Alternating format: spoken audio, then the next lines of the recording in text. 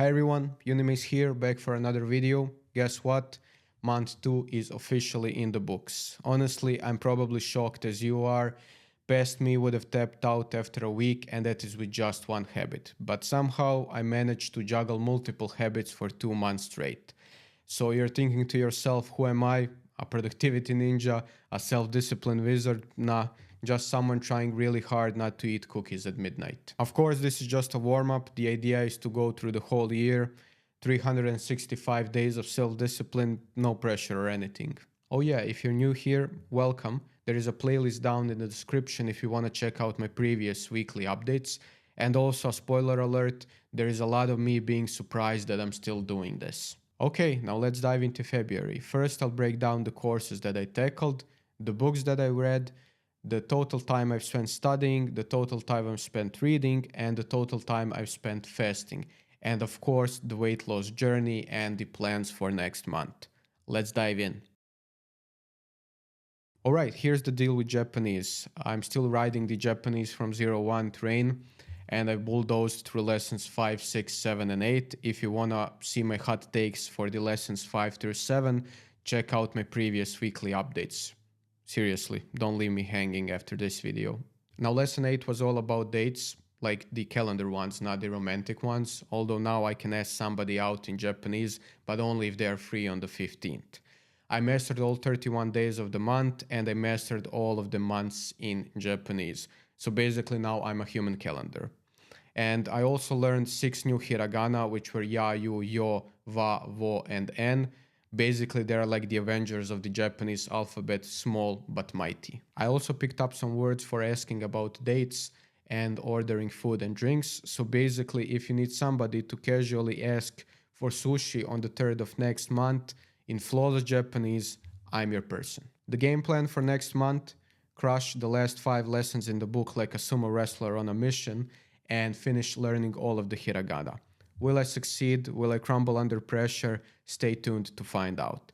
Now let's switch gears and tackle some math. Alright, let's talk about math. Why am I so weird? Alright, let's talk about math, because who doesn't love a little bit of algebra to spice up their month, right?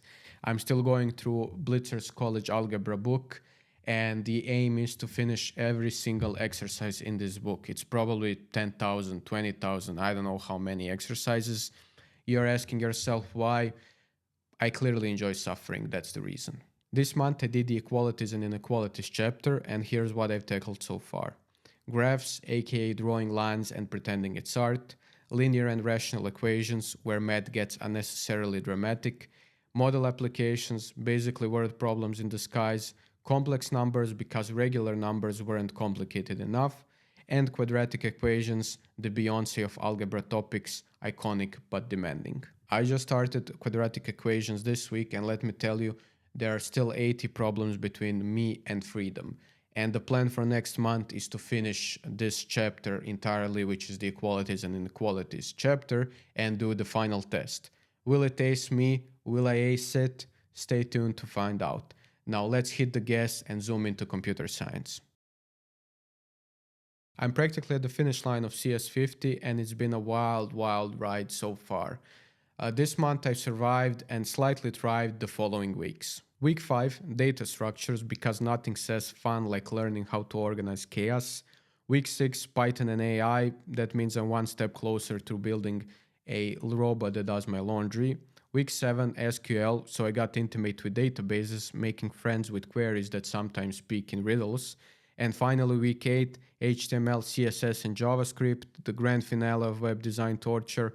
HTML and CSS were cool, but JavaScript, it was like deciphering a secret code written by a caffeinated octopus. I just wrapped up HTML, CSS, and JavaScript, and let me tell you, JavaScript was so confusing that I'm still questioning my life choices.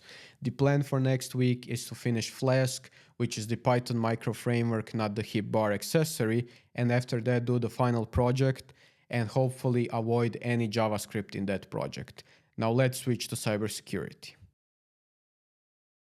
This month I've been gearing up for the AZ 500 exam like it's the Olympics of cloud security, and I've been cramming so much Azure in my brain that I'm pretty sure that I'm 60% cloud myself now. I think I'm almost ready to crush this thing. I'm giving myself 2 extra weeks in order to marinate all of the info and not to blank out during the exam, because nothing says confidence like double checking if you actually know what you're doing. Stay tuned for either a victory lap or a sad tale of redemption. This month I crushed 3 books and 4 manga, and this month was all about fiction and apparently all about Stephen King also. And the books that I read were Later by Stephen King, The Shining by Stephen King, and finally Dr. Sleep, you guessed it, by Stephen King. I already talked about the first 2 in my previous weekly update, so let's just focus on the Dr. Sleep book. Honestly, I have to put the unpopular opinion alert right now. I liked Dr. Sleep way more than The Shining. Why? It's less horror and more like, whoa, I didn't see that coming, and it kind of joins multiple stories into one at the end. So yeah, it was pretty cool. Now for the manga, I read 4, 5, 6, and 7 volumes of Tokyo Ghoul. Here are the first 3, but I still need to order the 7th one because I read it online. And the idea behind this is to read 1 manga after every book, so to give myself kind of a small win. And who doesn't love a little ghoul drama in between the King Marathon? The plan for next month is to switch back to non-fiction. I have a huge TBR that is waiting for me, although I don't like some of the books there, but stay tuned for the reveals in the next weekly updates. Here are the totals for February and the year so far, because what's a journey without a little bit of the good old number crunching? Japanese, I spent 21 hours trying to make sense of hiragana and grammar in February and 41 hours since the start of the year. At this rate, I'll be fluent in about 2075. For math, 21 hours this month and 52 hours since January. That's a lot of numbers about studying numbers. Meta, right? Computer science, 16.5 hours this month and 37.5 hours so far this year. Basically, I'm 1 debugging session away from feeling like a tech genius or crying into my keyboard. Cybersecurity, 15 hours this month, and since this is a new subject, 15 hours since the start of the year. That brings the total study time to 73.5 hours in February and 145.5 hours since the start of the year. My brain officially deserves a vacation, but that comes when GTA 6 comes out. So please, Rockstar, hurry it up. And let's look into reading and fitness finally. For the reading, I spent 24 hours reading this month and 47.5 hours overall. My inner bookworm is thriving, though my neglected TBR pile that has been accumulating for years is still judging me. And now for the fitness, because what's life without a little hunger?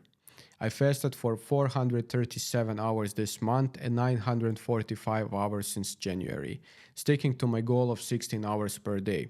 The result, I lost 2.8 kilograms this month and 7.9 kilograms total so far. Turns out not eating for half the day works wonders, who knew?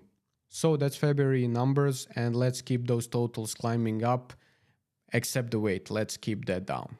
And that's a wrap. If you made it this far in the video, congratulations, you are probably the only one. Hi Bob, we should definitely hang out sometime. The next update is scheduled for March 10th, so hit that subscribe if you want to follow along. And if you don't see a video on March 10th, this means I face planted off the productivity wagon. Catch you in the next one, people. Hopefully, bye.